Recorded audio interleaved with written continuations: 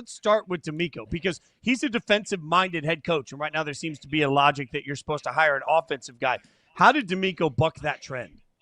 Yeah, I mean, DeMeco's all gas, no brakes. I mean, since being here, it's been very clear that he's got players to absolutely buy in. They talk about swarm all the time, and in every press conference, every interview, swarm mentality, being unified as an entire unit, and like going to the wall for your brother. Like it's just everything that DeMeco's been preaching. It's been really cool. The Texas players have recently been going into the archives. The Texan social media brought out the old DeMeco Ryans celebration from back at the University of Alabama doing the sledgehammer. And now you can see the Texas players recreating the celebration during big plays. And I actually think it's a real testament to DeMeco. He doesn't really get discussed nearly as much as far as the elite coaches is concerned. And given the situation and the circumstances of the start of the season, breaking in a new offensive coordinator, dealing with a disheveled offensive line, and then your quarterback goes out and gets hurt. Like the fact that the team has not wavered and they're in a position to still potentially become AFC South champions again,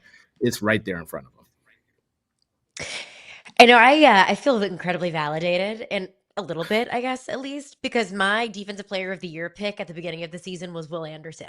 And if there was a guy not named Myles Garrett in the league, then maybe Will Anderson would be getting a whole lot more of a nod for defensive player of the year. You add him and Danielle Hunter and Derek Stingley Jr. in the back end.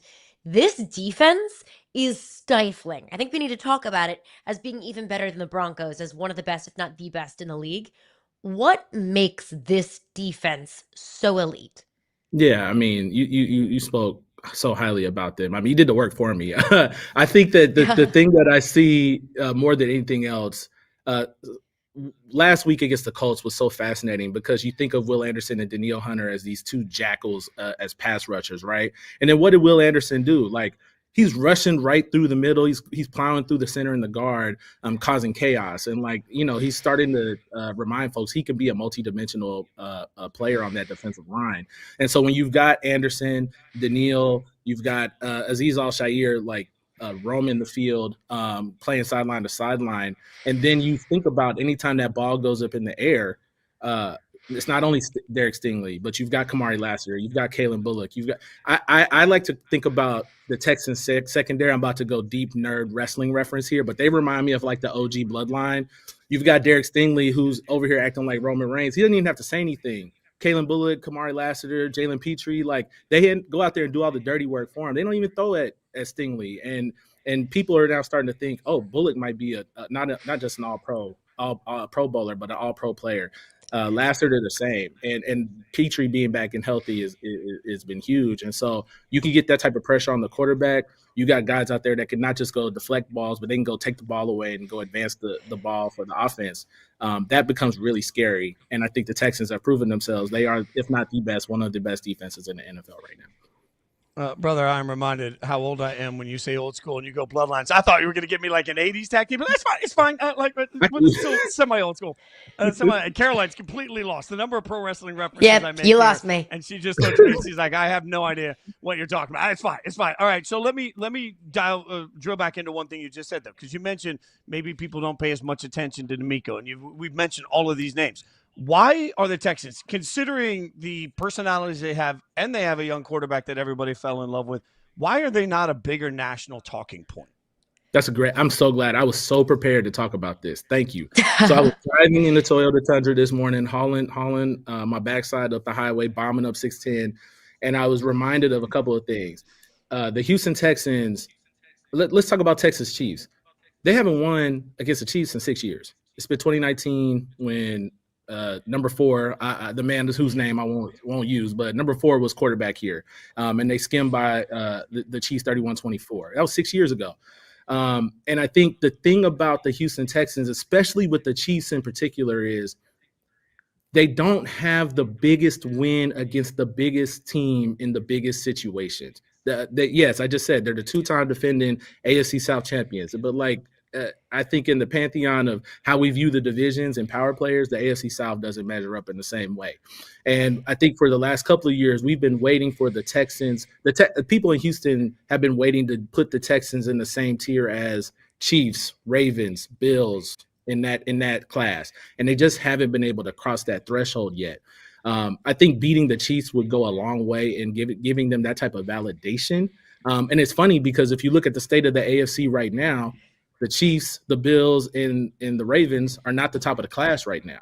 So there's an interesting situation here where not only can the Texans potentially get themselves back atop the AFC South, but the pathway to should I not even say it, Super Bowl contention doesn't feel as arduous as maybe it did a couple of years ago. You said it. You put it out there. Are the Texans Super Bowl contenders? I think this is a season, the 2025 season is so fascinating because, now I can go old school again, right? Let's think about that Baltimore Ravens team that was all defense, just good enough offense, right?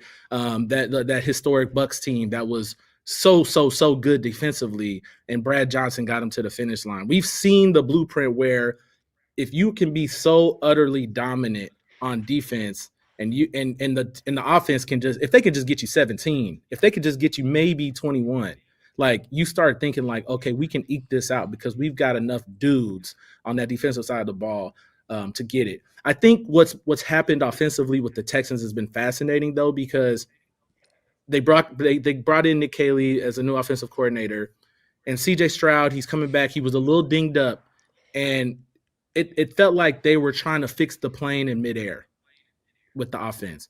And I think oddly, Davis Mills, one of the better backups in the NFL, he knows who he is as a quarterback.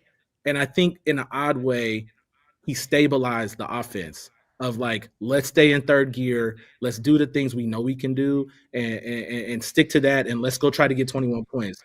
And CJ Stroud now coming back into the car that's already, driving the speed limit and nothing more. The offense looked competent. And we know CJ Stroud is an all-world potential quarterback. But for what this team needs, they need competency. They need somebody to keep the car in between the lanes. We don't need to get a speeding ticket. We're not in a rush to get there. We just got to get to the finish line. And if Stroud can do that, continue to get healthy, the offensive line can hopefully just get 1% better every day. I think there's a real possibility that at the very least, this is an AFC championship caliber roster and team. But how did we go from a couple of years ago, CJ Stroud had the best rookie season we'd ever seen, to now having people legitimately sit here and say, maybe they're better with Davis Mills at the quarterback position? Like, what went wrong there? Yeah, there are a couple of different factors there. I think when you have a backup like Mills, believe it or not, I feel like people don't like folks that are a bit all over the place. And I think Stroud, he is a boom or bust type player at times. And I think that rookie season, he was booming. He was booming big time. And I think given the fact that they've had such a shift in offensive coordinators and now and that offensive line is so rickety, they're asking him to actually do Patrick Mahomes like things, like go play hero ball all the time. And Patrick Mahomes can do it. CJ Stroud ain't there yet. And he might not ever be that type of player. And that's no knock. Patrick Mahomes is Moses at quarterback. He parts the seas all the time. And so, they need stability in the worst way. And Stroud, I also think, is still finding himself as a quarterback. This 2025 season is so fascinating to me because we're looking at Sam Darnold, we're looking at Baker Mayfield, we're looking at all of these rehabilitation projects that are finding ways to thrive. And I think CJ Stroud, where he is right now, is clearly still finding himself a bit at quarterback. And the Texans are obviously invested in him in the long haul. But I'd be curious what he looks like in year 6, year 7. Maybe he needs that $300 million contract to hit, and maybe that'd make a little bit of a difference too. But I think he's still going to pay a big return on those on the investment here down the line for sure. $300 million makes everything feel better. I feel like I would feel maybe, better at my job if I had $300 million. Y'all, I wouldn't show up at my job. I would not be more consistent as a human being with $300 million in the bank. But go ahead. We can at least entertain it. Maybe let's give it to us and then we'll see how we react to it. I know it feels icky and gross to ask Texans fans to root for any other team in the AFC South, but they've got the Colts and Jags coming up on Sunday. So who should Texans fans be rooting for in that divisional matchup? That's a fascinating question. I'm sorry, man. I just don't. I'm still not in a position to fully trust. Talk about rehabilitation quarterbacks. I'm not ready to commit on Daniel Jones right now. I'm just not ready to do it.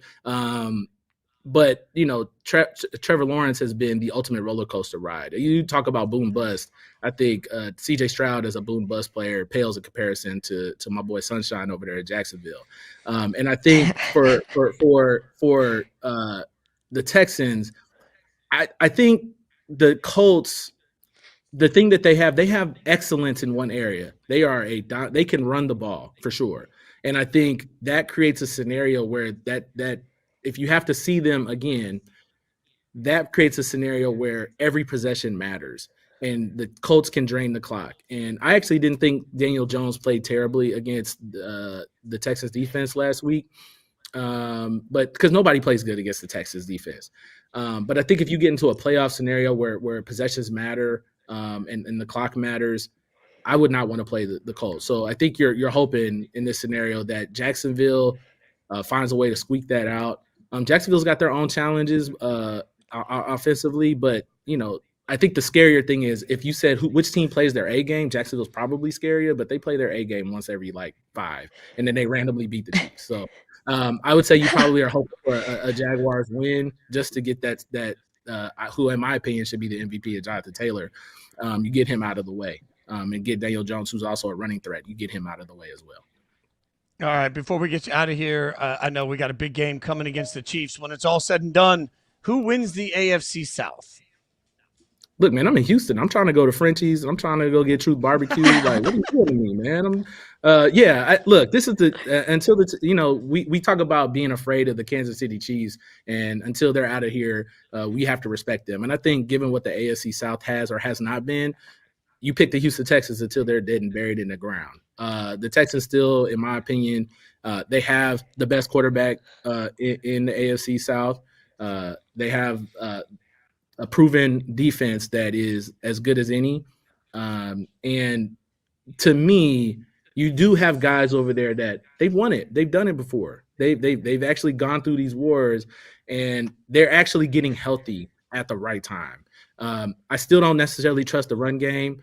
I think that their young players need to play more between Woody Marks, Jalen Noel, Jaden Higgins. They've got young dudes that can ball. And my opinion on the Texans since about week 2, week 3 of the season is hand the keys over to the young bucks. Let them boys go. Don't treat them like rookies anymore, because those guys, Higgins in particular, those are the guys that I think are actual game changers. And you start to look at Nico Collins and Jaden Higgins, and you know who they remind me of? They remind me a bit of CeeDee Lamb and George Pickens. I'm not saying that they're there yet, but I think that that's their ceiling and that's their potential. And if you can give Stroud that to go to war with every weekend, that's a terrifying thought.